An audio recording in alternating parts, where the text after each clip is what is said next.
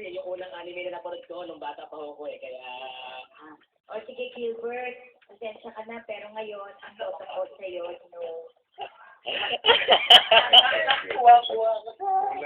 Wala kang -1. I think you carried it very well. But I don't think it's good enough. So it's also a no for me.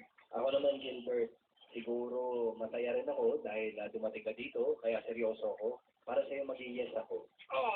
Mukhang hindi pa sa voted 5 ang judges ah. Okay lang yan, Gilbert. Better luck next time.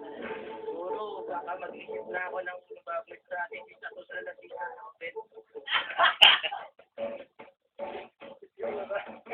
Sorry. Ayan. Kaya, patingin naman oh.